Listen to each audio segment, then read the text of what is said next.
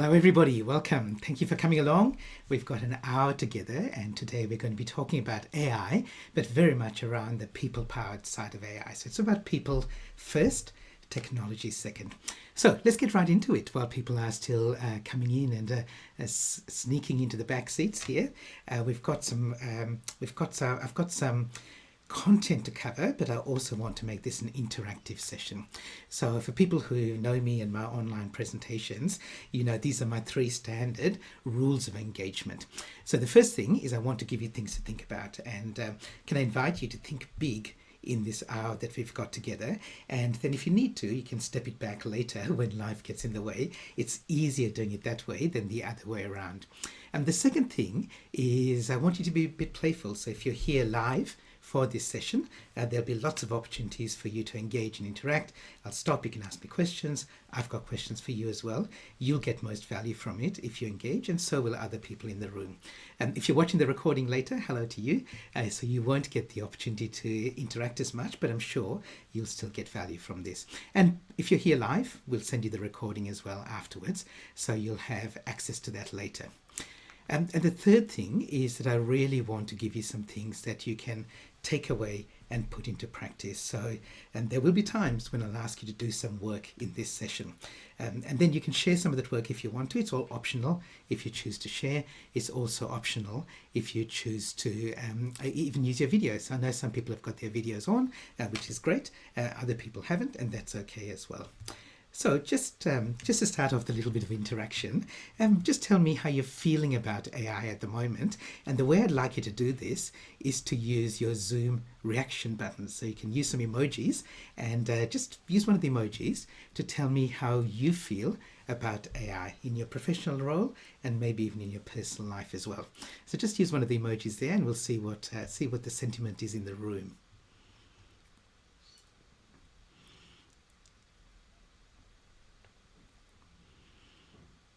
Okay, good. Interesting to see. Okay, so some people, it looks like there's mixed sentiment in the room, which is pretty typical actually. Whenever I run these sessions, there's usually a mix of some people are excited about it, some people are concerned about it. In fact, in all my presentations, when I'm speaking at a conference, for example, I'll ask people who's excited about AI. People put up their hands. Who's a bit concerned about it? Some other people put up their hands. And who's unsure about it? And people put up their hands. And then I say, who put up their hand all three times? And some people do, and it gets a little bit of a laugh. But I think that is what we should be doing. Our attitude should be, we should be excited about it. We should be concerned about it, and we should be a bit unsure about it. So the mix of all of them is actually right. So anyone who tells you what AI is going to look like in 5 years' time, they just don't know. They're wrong, because we don't know what it's going to look like. So I really want to focus on what we can do from a practical sense. So today is very much about this, empowering your people to embrace the future. And the two key words here are empowering. So I want to take you in your role as a leader or a manager. How can you empower your team, your people? And it's also about embracing the future, not just coping with it, not just being tolerant of it, but actually embracing it and using this powerful technology. So I wonder, just to get an idea of who's in the room, how are you doing in your AI journey? And we'll do this, I'll ask you, on a scale of 1 to 10, where are you on your AI journey? So 10 is, this is fantastic, we use AI all the time, people just can't do without it, and that's, you know, this is part of our everyday life now, just like Google or Microsoft Word. 1 is we haven't got started, and then there might be people somewhere in the middle. So just use in the chat room, where are you on your AI journey at the moment? Okay, and we'll see what people are saying.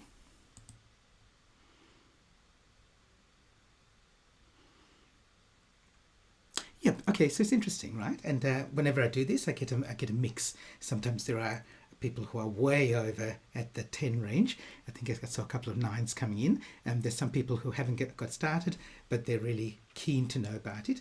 And that's good, because presumably that's why you're here. Okay, so thanks everyone. So I've been using AI for a long time. So way back, more than 30 years ago, when I did my computer science degree at the University of Western Australia, my thesis was about AI. More than 30 years ago. So I like to say that I've been following and tracking AI since the 1900s. But of course, it's changed a lot since then. And especially in the last couple of years, since the launch of ChatGPT and a whole bunch of other AI tools like it, suddenly everyone's talking about AI. And unfortunately, a lot of the stories that you hear about AI are negative stories. So there's a story like this that said that CEOs reckon that AI is going to destroy humanity in the next decade. And I think with stories like this, you've just got to be careful not to be too influenced by them, because the most important part of this story, look, well, as I said, no one knows what AI is going to look like in 5 or 10 years time, but the most important thing to take away from this is it's not very useful. So whether this is true or not, it doesn't help you make use of AI now. So what are the sort of stories that you should be looking at? Well, maybe a story like this. So this is a story that came out probably a couple of weeks ago. A chef in Dubai used ChatGPT to create a brand new pizza topping, which was a big hit with his customers. But he wanted to combine the kind of the culinary influences from all around the region, and he created this brand new pizza topping, and people loved it. So, like, I think the funniest thing about this is the word admit, right? So this chef admitted that he uses ChatGPT. Like if you use Google to search for something, you don't admit that you used Google. And this is the sort of thing that people are still saying. Like if you use AI, in some ways it's almost seen like cheating, and it shouldn't be. It should be something that we're using all the time, every day. Okay, so that's a little bit of a trivial example here. Here's one that's a little bit more serious and applies to workplaces. Amazon in Australia surveyed leaders around Australia and asked them about what AI is going to look like in their business, in their organization, in the next few years here. And it came up with things like this. The study said that lots of leaders think that AI is going to be great for employees, their career growth, it's going to boost their salaries. Here's another question that came up, and in fact I'll ask this as a poll question. So one of the questions they asked in that survey is, do you think that your organization is going to be an AI-driven organization by 2028? So there are 4 options here. So option A, B, C, or D. So A is 30%, B is 50%, and so on. So I'd just like you to put in the chat A, B, C, or D. So what percentage of Australian leaders do you think said their organisation is going to be AI driven? So just put the letter, don't put in the number because it won't count. So the letter corresponding to the percentage. Okay, so we can see here there's a mix so far. I'll give you a few more seconds to do that.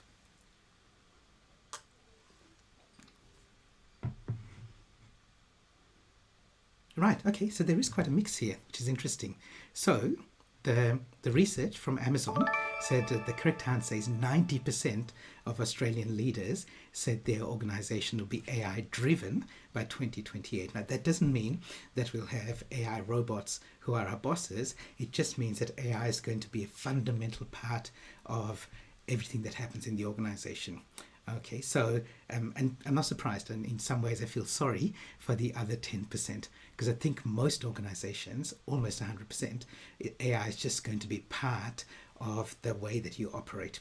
It won't be a question anymore. It'll be just like we're using computers now. It's a part of pretty much every organization. And the first person to get that right was Lani. Congratulations for that, Lani. But you can see here that Australian leaders are already seeing the possible impact of AI and the probable effect that it's going to have in our workplaces in the future. Okay, so remember, this AI conversation is not about technology, and today very much is not about the technology. It's very much about people first. So there are a lot of people talking about the future of work. And I think the future of work has 4 aspects to it, and I've grouped them as 4 A's. So the first is understand what work's coming up in the future.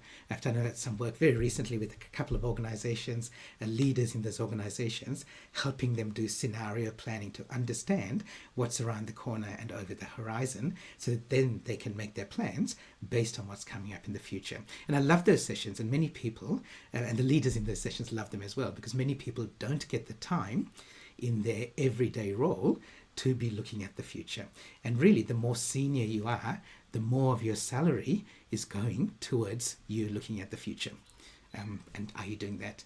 So that's a really important part of it. So first of all, understand what the work is in the future. The second one, which is where AI comes in, is how are humans and machines going to work together. So if it's physical work, it's humans and robots. If it's knowledge work, like many of us do, then it's humans and AI.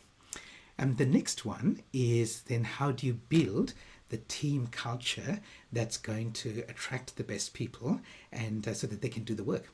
And the last part of it is then how do you have different ways of working, so flexible ways of working, how do you adapt to that? So those four things are part of the future of work. So today is going to be a little bit about AI, of course, and a little bit around this idea of building the team that's going to be ready for an AI-driven future, and actually a team that's ready for, whether it's AI or not, that's solving the problems of the future. What I do for clients is three things. So one is I work with leaders and I run an AI leaders lab where I get together the leaders of an organization and we work through some of the leadership issues. So today is going to be pretty much extracted from what I do in my AI leaders lab. I'm not going to do the whole thing because I'm not trying to compress it into an hour. What I've done is picked out a few key things that will give you some value and that you can take away and put into practice. The other thing I do is run workshops around AI, so to help people build their AI capability. And the last thing is only for a few organizations who want to go down this way, they say, okay, now help us find some AI champions and help us build a couple of projects that are AI driven that will increase value to our organization. I'll give you a couple of examples of that later, but we'll get to that. So today is very much for us as leaders. So it's not going to be an AI tutorial. It's not going to be talking about the difference between different AI tools. It's for you as a leader or a manager, how are you going to bring your people on that AI journey? Okay, so I did ask people in advance to send me some questions if they were interested in me answering their questions. I will give you the chance here in this session to ask me questions as well, but I'm going to prioritize some of the questions that people sent me in advance. Here's one of them. Question or a challenge that people are having. So here's one. I'm keeping them all anonymous, but this person said lots of businesses have heard about AI. They like the idea of AI, but they don't really know how they can use it to add value. So let me give you some examples around that. And I'm going to take this from the viewpoint of a leader or a manager, not necessarily a business owner, but more broadly, a leader or a manager. So what I'm going to do is I will share with you 5 scenarios that a leader or a manager might face in their everyday work. A couple of them are actually real examples that I've worked with clients, and the others are the sort of typical things that come up. People might say this in a workshop that I'm doing. So I'll give you 5, then I'll ask you to identify some for yourself, and then let's pick one and I'll do a demonstration of how AI can help address this issue. Okay, so this is where we're going with this. Okay, here's one. This is actually one I worked with a client. A sales manager, said that one of her team members has performed really well and is expecting a big pay rise and a bonus, but the manager knows that they've only got a small pot of money to play with, and so when they have their performance review and pay review, this salesperson, he's going to be disappointed and upset because he's not getting as big a pay rise as he wants. So this manager wants to know, how do I deal with that situation? Okay, here's another one. This is somebody who had a team member who made a bit of a mess in a customer presentation and did something that could potentially harm the possibility of or harm a client relationship. Here's another one. And this is somebody I want to ask my boss for resources to try out a new project. So I've got something in mind. I think it might go somewhere, but I'm not sure. But I need to get money and people from my boss to be able to try this out. So how do I approach my boss? Here's another one. One of my people always interrupts women in our team meetings. So how do I handle him? It was a him. Okay, so that's another situation. And here's another one. Our project's running late and I need to explain why to my boss and actually their boss as well. Okay, so there's 5 potential scenarios that a leader or a manager might face just in their everyday role.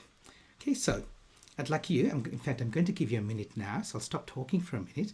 I'll give you a minute to write down for yourself some scenarios that you might face. And then we're going to pick one of them. So if you write one that you'd like me to do as a demo, just also type it in the chat. Okay, obviously be careful about privacy and confidentiality and security and so on, because this is being recorded, and of course this is public as well. Okay, so I'll give you a minute to do that. So write, and then if you want yours to be the one that might be the demo, type it in the chat as well. From Chandesh.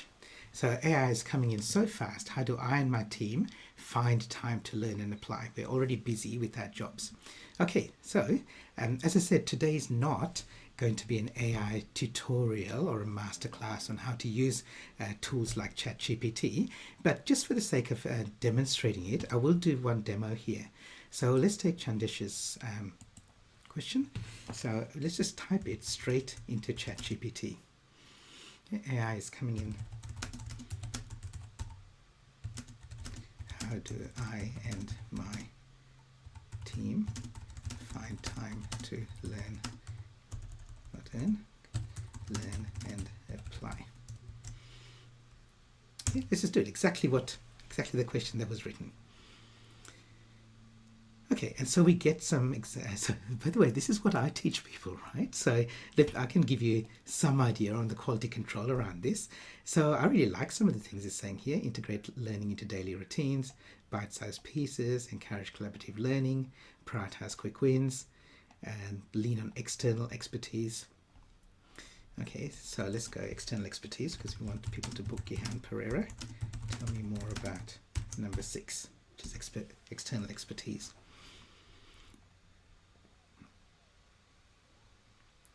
Okay, and then we get some other responses to that. As I said, this is not meant to be a tutorial, so we're not going to go through these in detail or talk about how to make the responses better.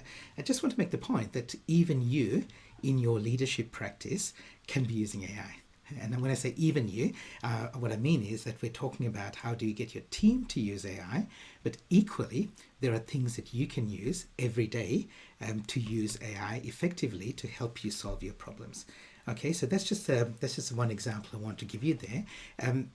Any questions or comments or insights around that? Is there anything anyone wants to say about that one?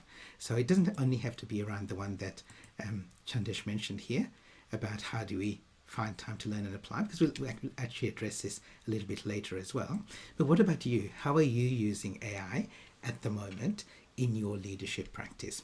And if you've seen some of the examples that I just gave you there, you may have thought, gee, I never thought about using AI for that.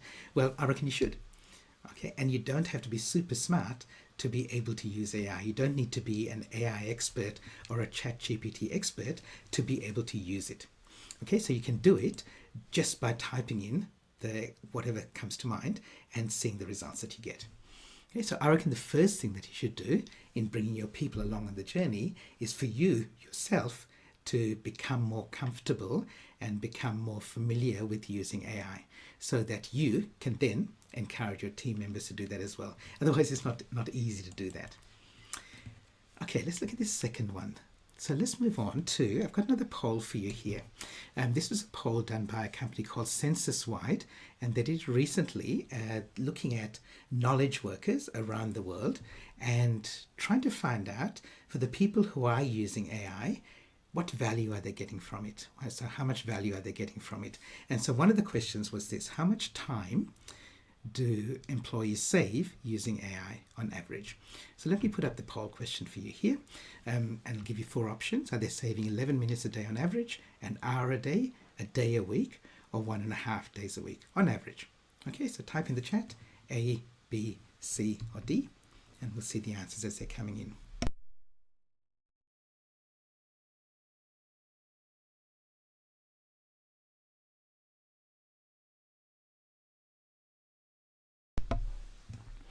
Okay, so mix of responses.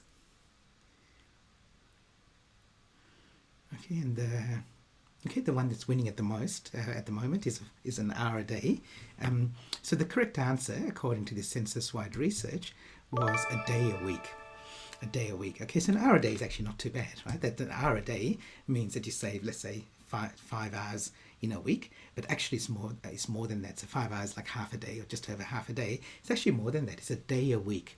That census-wide says that employees who are using AI are saving that amount of time. And I'm seeing these sort of results with other organizations as well. So around Australia, there are organizations who are kind of going all in and embracing AI, who are saying they're getting these sort of results. So who was the first person to get that? Aaron. Congratulations, Aaron. So yeah, so this is what's happening now with AI, that there are a lot of people who are getting real value from using AI. But it's not true for everybody. And part of the reason is because it's, again, people first, technology second.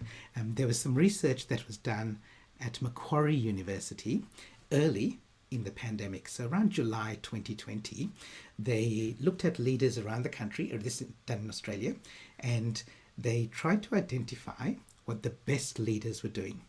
And they came up with this concept, which I love, called the avocado leader. I wish I thought of it myself. So they said the best leaders are like avocados. So they've got this hard inner core, which is looking at making sure that they meet the organizational goals, do what they need to do for customers, do what they need to do for the organization, meet their KPIs. But they've also got this soft outer layer that's looking at the people. So, in a crisis, they're looking at empathy and trust and care for their people and mental health, and looking at things like building their judgment so they can make independent decisions. So the best leaders have always been avocado leaders. The problem is that, well, it's not the problem, but in any time there's uncertainty, which there still is, everybody's being called to step up and be an avocado leader. And this is true with AI as well. It's all well and good to say we can get this value from AI, we can save ourselves a day a week per person using AI. That's like the hard inner core of the avocado. But what about your people? Are you bringing your people along on that journey as well? Because here's what's happening with a lot of people at the moment. Let me sketch this out for you. So you might know that there's a lot of value that you can get from AI. Okay, so AI can be a huge positive for your organization, for your team. So you know that there's a huge amount of value you can get from AI. As you know, that research that I shared with you says that it's a day a week that you can get. And wouldn't that be fantastic if you could get all those positives from AI? Problem is, there are some people in your team who are still scared of it. Okay, and they've got that fear around AI. So they're going, oh yeah, I don't want to touch it. I'm not ready for it yet. And when you're in that situation, of course, the fear is going to win out because they don't want to come along on that journey. They don't even want to be dragged kicking and screaming to come along on that journey. And unfortunately, there are a lot of people in this situation at the moment. And part of the reason for that is because of the negative perception of AI out in the world. If you think about it like fire, okay, so fire, if the only things that you hear about fire are how it can destroy buildings and property and molten lava can destroy whole towns and cities, then obviously you're going to have a negative perception of it. Okay, and you don't really hear about the stuff that's good. So you don't hear about the positive aspects of fire and the positive ways that you can use fire. And so for me, I'm very positive about AI and I see the opportunities, I see the ways to leverage it. A lot of the leaders I work with are similar. They want to now take advantage of it. They want their people to come along and they're going, well, why don't you? Well, it could be because they're scared of it. And unfortunately, that is still the case for many people. Unfortunately, and I'm not saying that the fear is not real. The fear is real. And so part of our job as leaders and as managers is to help them overcome that fear. I want to do a little example here. So here's an AI story, which I think is a relatively positive AI story, and you can definitely see some positives in this.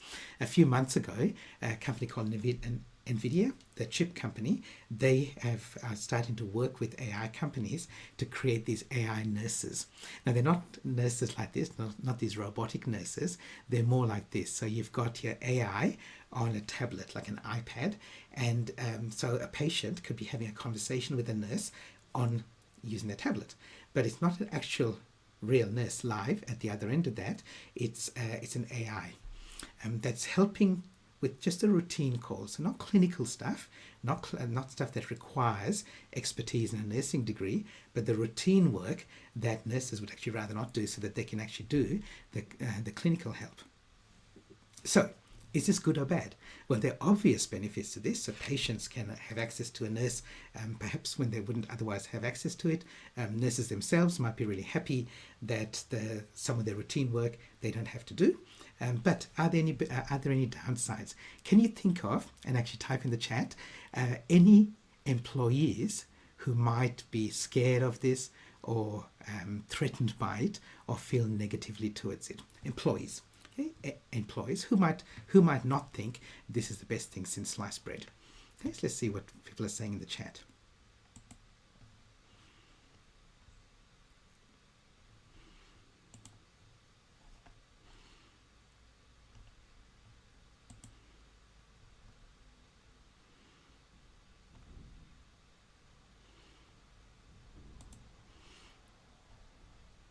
Okay, so nurses fearing redundancy, absolutely. Kristen's comment's interesting. Almost all to begin with would most likely fear it. And I reckon that's true if you are already working in the system. If you're outside it, you might see this as an opportunity to perhaps even disrupt the system.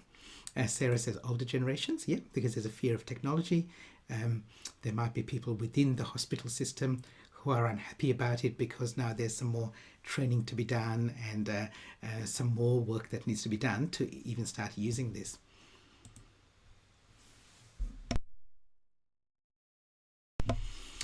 Teachers feeling that expertise cannot be replaced. Yeah, so this is outside nursing as well. Yeah. Privacy issues, people fear change. Absolutely, people fear change. Administrators. Yes, so there's some administrators who think this is fantastic because it'll save us a lot of money, but there are others who say that some of the information may not be correct.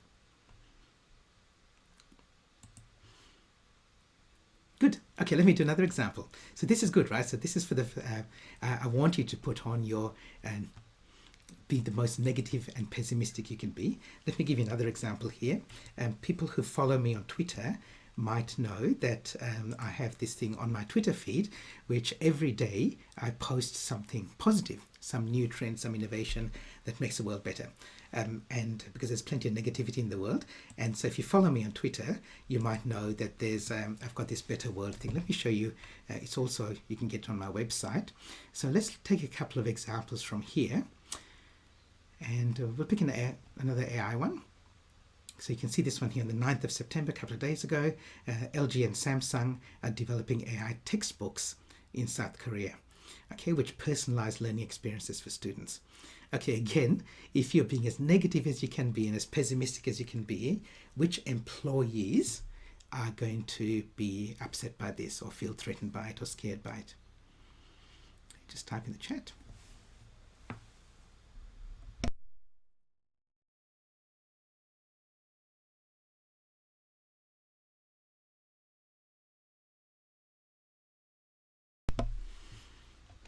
Okay, I see a general comment by Luke, which I'm going to share here. So people with specialized role say that what they do can't be replaced. So there is absolutely a fear that AI is going to replace them. Okay, and Diane says instructional designers, okay, feel that their role is going to become less important or maybe even redundant. I reckon there are some tutors. So the teachers might be okay with this, but maybe tutors who their part of their job is to adapt content based on, what does it say here? Adapt content based on individual learning styles and progress. A lot of private tutors might say, well, that's actually what we do.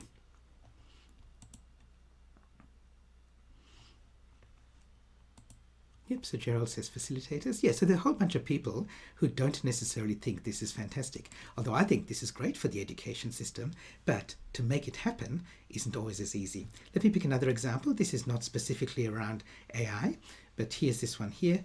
Researchers in Maine, in the USA, they built the world's largest 3D printer, and they can print houses from waste material, from sawdust that's left over from logging. And this could be great. We've got a housing crisis, and we want to be more sustainable. We want to be able to recycle waste material, and you can actually build a house using a 3D printer. Okay, so again, there's lots of positives. Let me ask you again, who might be unhappy with this? What employees might be unhappy with this? So one is example, employees in like brickies and builders, they might be unhappy. Construction workers. Yep.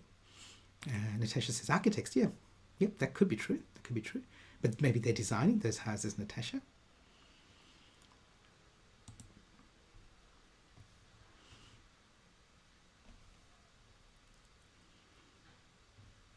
Okay, so thanks for sharing that. So the reason I want to do this is not because I wanted to be super negative, because people who know me know that I'm not, but I really, really want to make the point that there are people who are, anytime there's a change, they're unhappy about it, and you can't dismiss it and say, well, that they shouldn't be unhappy about it, or they shouldn't be scared, they shouldn't feel threatened. There's something you need to do, especially if you're a leader or a manager of the person like that, and especially with something like AI. If all they hear about AI is how negative it is, it's just like hearing that fire is only bad and can destroy and burn things, and they never hear about the good side of it. So with AI, fortunately, there is something that you can do to bridge that gap.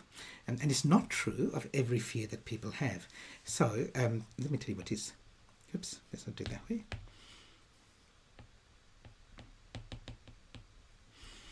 Okay, so one of the things that you can do as a leader, a manager, is to help build some skills around AI.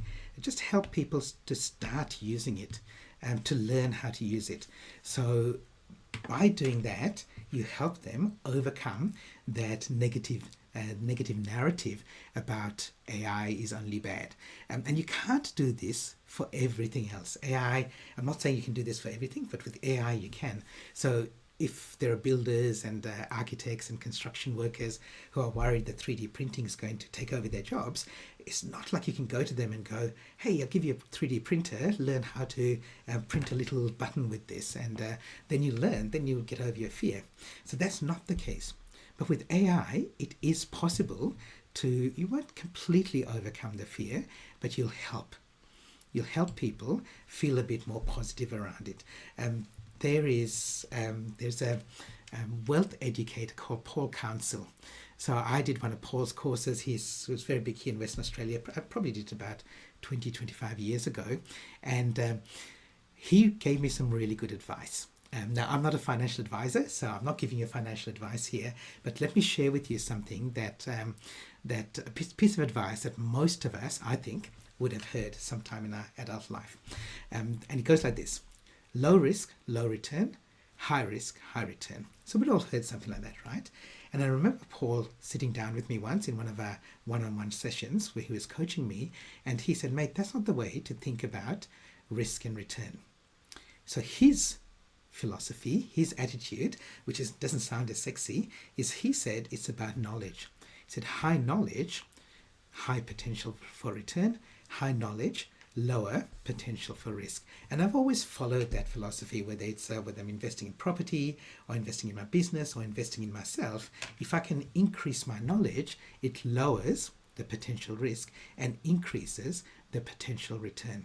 So here's another question or comment that came in from somebody else before this session. He said, we're waiting for our organization to roll out AI, and if we don't get on board, we're going to miss out on efficiencies and opportunities. So there are really important reasons why an organization might want to get the AI policy and governance right before they allow their people to start using it. But there is an alternative to this. So I was speaking at a healthcare conference in May, And after my presentation, which was around the future of work, two people came up to me separately, two leaders of healthcare organizations. And one of them said, we love the idea of AI, but we've got to do a lot of work to make sure that we can use it safely in our organization, a hospital or something like that.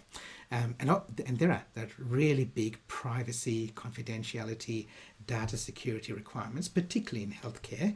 And so he wanted to make sure that they got all that right. And he said, until then, we're not letting our people use AI. Fair enough.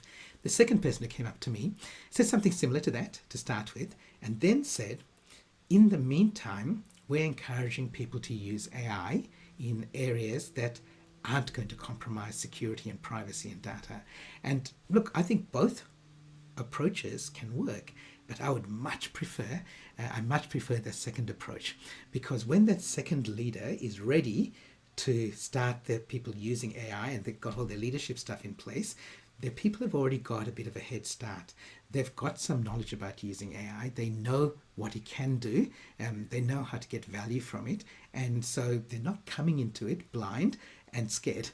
Okay? And so I reckon that's one of the easiest things that you can do is to get people to use AI, even using AI in their personal life. So in fact, that's what they were doing. They were getting people to run AI programs to just show them basically how to use ChatGPT.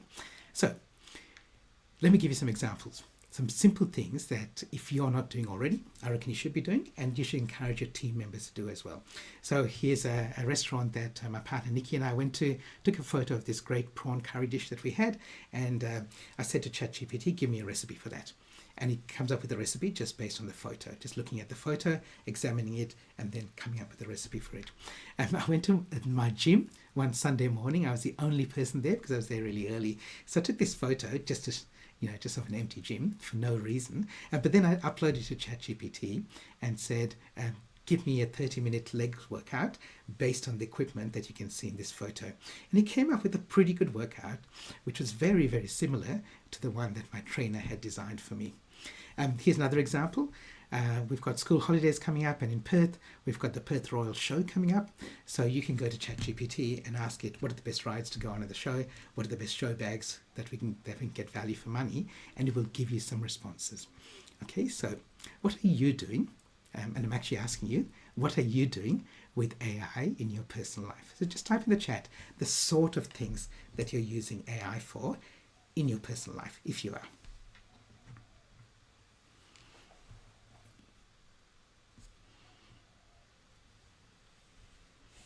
And I'll share a couple of them as they're coming up. Yes, I reckon this is a really interesting one. Itineraries for holidays. Lots of people are doing that. Right, Kristen's one, weekly meal menus. So I don't know whether you're doing it this way, Kristen, but you can open up your fridge, take a photo of it, and ask ChatGPT to create a weekly recipe list for your for the rest of your week. Yeah, gift suggestions.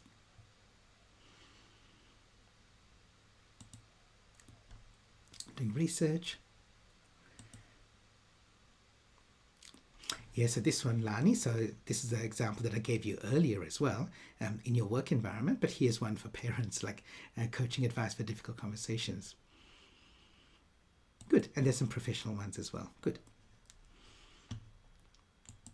So even before people start using it for their professional work, encourage them and even give them the training for them to use it in their personal work as well. A couple of clients of mine have done exactly that. They said, can you just come and show people how to use AI tools with this ChatGPT or Copilot or Claude, whatever. Show them how to use it so they're not scared of it by the time we come around to rolling out AI for them to use in their work, in their normal work.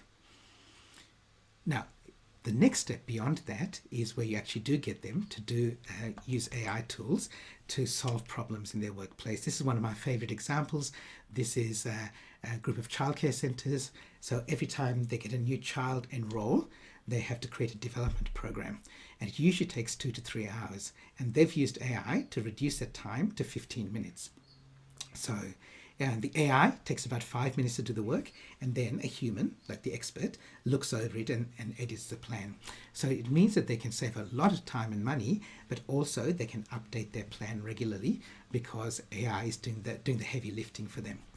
Another example here is an organization that had a whole bunch of documents and processes and systems and around HR and around like legal stuff around HR and about workflows within the organization. And because it had been built up over many years, it was all over the place. So they were going to get they're going to spend a lot of money for this very expensive project to bring some external experts in to organize this so that it's easier for people to navigate. Instead, what they did was they put a little chatbot onto their system, and then you could ask it a question. So you could say something like, oh, I applied for a day's leave last week, and but I had to work that day, so how can I get that day back? And that chatbot would do its own search through the system and would say, this is the document that gives you the procedure. So they saved themselves a huge amount of time doing that. But my point is, you don't have to get to this level to start with. Just get people understanding how to use AI. So I'm going to give you a minute here to just privately write down for yourself how you're planning to increase the AI knowledge in your team, just for the sake of increasing the AI knowledge. I'll give you a minute to do that, and if you want to share in the chat, feel free to do that as well. Okay, so looking at this next area here, I want you to have a look at this bit. I've got a puzzle for you here. So look at this picture, and I want you to focus on the two squares that are labeled A and B. So A on the top row and B, which is a square in the middle. So just type in the chat, which of these squares, A or B, is darker? Which one of them do you think is darker?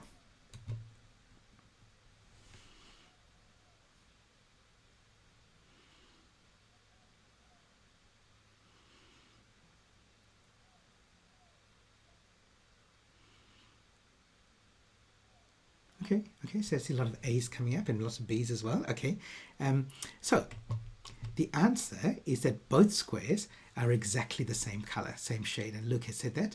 And some people might go, oh, well, this is a trick question. Obviously, that he's asking for something that's non-intuitive. But if you look at those, A looks darker, right? Like most people said A, because A looks darker. But if I can show you, let me draw two other A's on here. And you can see that now they're exactly the same shade of gray. Because I've connected them. But if I remove that, it looks like A is darker. So why is that? Okay, this is a rhetorical question. And we know the reason, right? Because A is surrounded by light colored squares and B is surrounded by darker. So it looks like A is darker. So it's because we never see things as they really are. Right? We see things as we are. So everything that we see in our world is influenced. It's not reality. It's influenced by the way that we filter reality. So this is the third really important message I want to share with you. So the first one was about you building your own AI capability. The second one was you helping to overcome the fear that your people might have, so you can bring them on the journey. Here's the third one. And again, this was a question or comment that somebody made, that somebody said to me when I asked for input before this session. So this was somebody, again, I'm going to keep it anonymous. They said some people in their team want to dive in straight in and go for it, and others are concerned about their privacy, their safety, and other things like that. And you're going to find that in your team. There's a mix of people in your team, and not everybody is at the same level of being happy with AI, being accepting of it, and then embracing it. Remember I told you that story about when I went to uni and did a computer science thesis about AI more than 30 years ago. So this is my 19-year-old niece, Abby. So every couple of months, Abby and I go out to dinner, and I've got 3 nibblings. I've got 2 nieces and a nephew, and I like having these one-on-ones with them because, well, I think it's good for family bonding, but also these are all futurists, and I'm always interested in their perspective. So Abby, I'm interested not only about technology, but about uni and cost of living and war in Gaza and things like that. So I'm always interested in hearing what she has to say. And the last time we went out to dinner, we were talking about AI because she's using AI at uni and she was asking me about it. I told her this story that I did a computer science thesis about AI 30 years ago, and she laughed and she said, "That's so funny."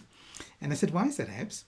And she said, "Because 30 years ago, you wrote a thesis about AI Now, AI could write your thesis. And I thought, yeah, okay, Abs, I think you're buying dinner tonight. But actually, I love the fact that she's thinking big. So AI can't write a university level thesis just yet, but it will be able to. It will be able to in the not too distant future, certainly in 5 years' time, and maybe even in 2 to 3 years' time. And you want people in your team who are thinking big, and it might not be you. So if you want to leverage your talent, look at the big thinkers in your team. In fact, I'm going to be more specific here, and I recommend that you find yourself a Rotnam. Who is your Rotnam? Can anyone have a guess what a Rotnam might be? It's a made-up word, but someone might be able to guess what that is. I'm just going to give you a few seconds here. What do you think a Rotnam might be?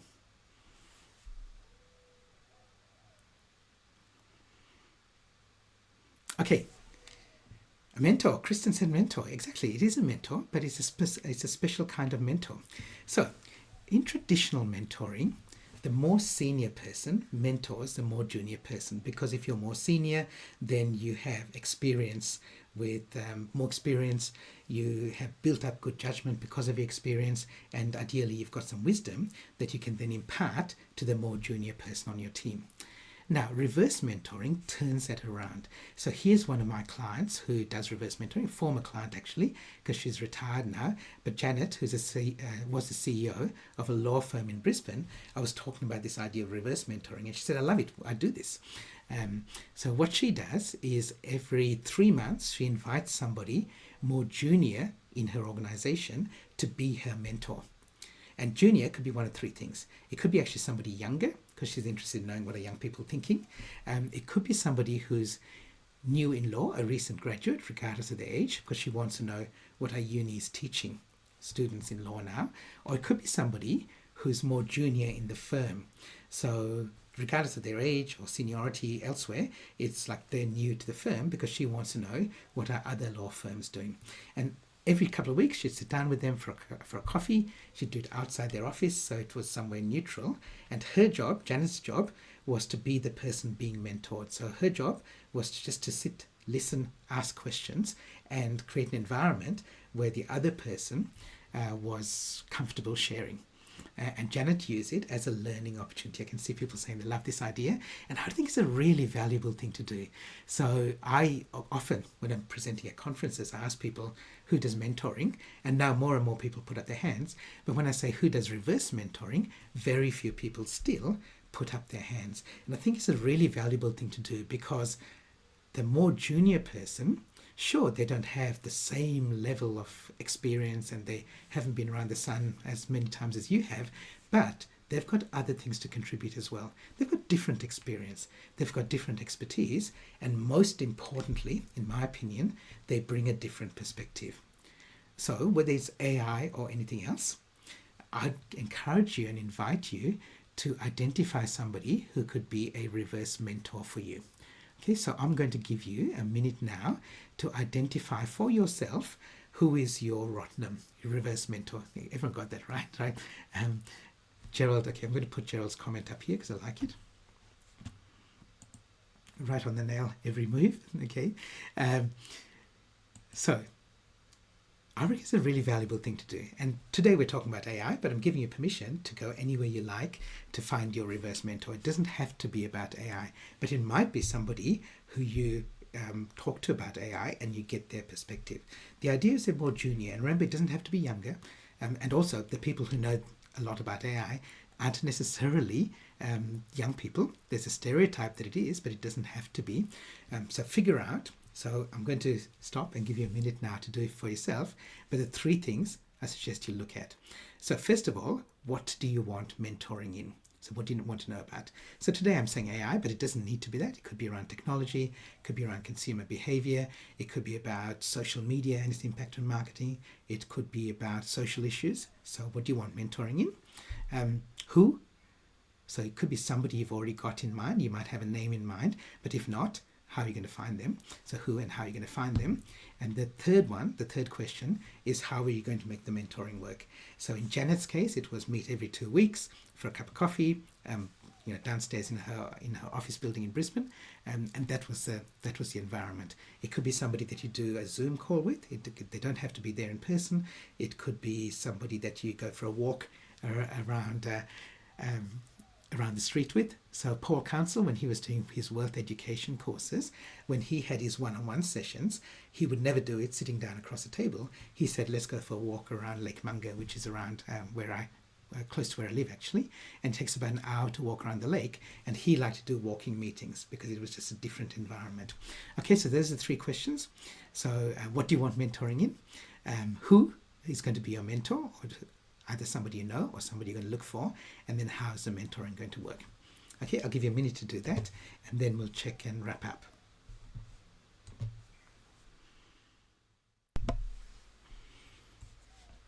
Okay, thanks everyone for doing that. So I hope you've identified for yourself a reverse mentor. I think this is one of the most powerful things that you can do. It sounds simple, but it's really powerful to get those external perspectives. And reverse mentoring is something that you can start today. It's not something that requires your organization to roll out this formal mentoring process. It doesn't require approval from anybody else. Just go and have a chat to somebody and say, hey, I'd like you to mentor me. And you don't even need to make it as formal as that. So you could just you could start by going, hey, can we have a coffee? I'd like to talk to you about what you're doing with AI. And then the thing with it is you don't have to announce it as, oh, we're running this 3-month reverse mentoring program because this futurist told us to do this on this presentation about AI. You don't need to make a big deal of it. If you're not sure, just start by going, can we catch up for coffee? And then if you find you got value from it, then you can say, hey, why don't we do this every couple of weeks? If you find you don't get value from it, you go, thanks for the coffee. Enjoy your life, right? So you don't have to make it a big deal. It doesn't have to be something that has a possibility of failure. You just try it and see how it works for you. But the people that I've helped do this or encourage them to do it and they've done it, they get a huge amount of value from that by being the person mentored. If you want a 4th question that you might want to add on to that list when you're thinking about reverse mentoring, the 4th one is what can you offer in return to this person who's mentoring you? And in many cases, what you're offering, what you might choose to offer, is sponsorship. Okay, and I won't go into this in detail, but if you want to research this later, ask ChatGPT the difference between coaching, mentoring, and sponsoring. And then what you might be able to offer your reverse mentor is sponsorship. Okay, let's wrap up. Before we finish up, so I really want to say this, that today was very much about practical action. It's not about what AI is going to look like in the future. It's not about starting these massive AI projects. It's about taking action now. And I'm going to say, don't take this too literally, but start now. And when I say look no further, I'm not saying don't look at the future. I'm a futurist. I do want you to look at the future, but don't get too distracted by things that are happening in the future with AI, because lots of people will be making predictions about AI in the future, and it's useful. It's interesting to know what they are, but don't let that stop you from taking action now. As I said with my program, if you want to do this in more depth, let's have a chat. And we can do the AI Leaders Lab for the leaders in your team. And we'll go into some of these things in more detail. If you want me to help your teams build their AI capability with tools like ChatGPT and some other really handy AI tools that they can use both in their personal life and in their work life, then let's have a chat. And if you want to go deeper and work with your AI champions to run these projects to create value, then absolutely, let's have a chat with that as well. Okay, my last puzzle for you before we wrap up is a puzzle that I remember reading in primary school. I have shared this before, so you might have seen it. If you know the answer, type it in the chat. Don't feel you need to hold back. So let me explain the puzzle to you. So there's a pond with a lily in the pond. And the first day there's a lily in the pond, so you turn up there. Then overnight that lily splits in 2. So you turn up the second day, there are 2. And then of course, that night, both of them split in 2. So next day there's 4, then the next day 8, 16, and so on. So it doubles every day. If I tell you that the pond is full after 28 days or on day 28, when is it half full? That's the question. Type in the chat.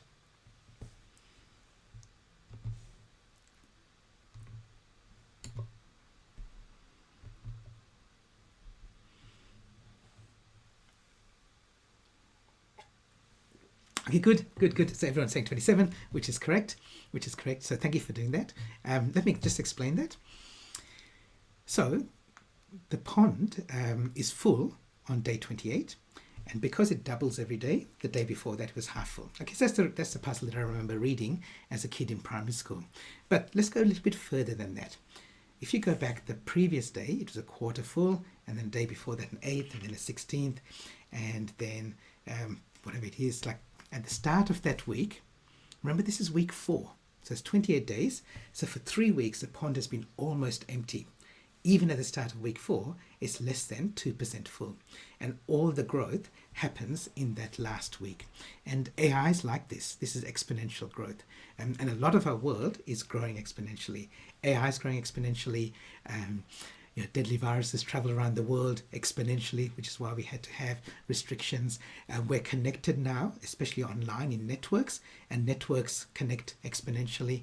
So much of our world is moving really fast. So just because you see a pond with very little in there doesn't mean that you should ignore it, because you might be right at the start of this exponential growth curve, especially with something like AI, but with so many other things in our world as well. So I'm going to finish with one of my favorite quotations about taking action. Benjamin Brewster in 1882 said this: "In theory, there's no difference between theory and practice, but in practice, there is."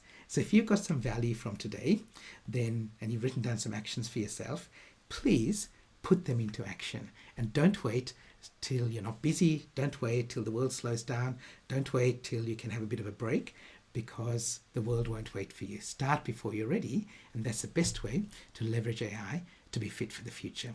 Thanks everyone. Great to have you here. Thanks for engaging, and I'll also send the recording out to everybody later. Have a great day. I'll see you in the future.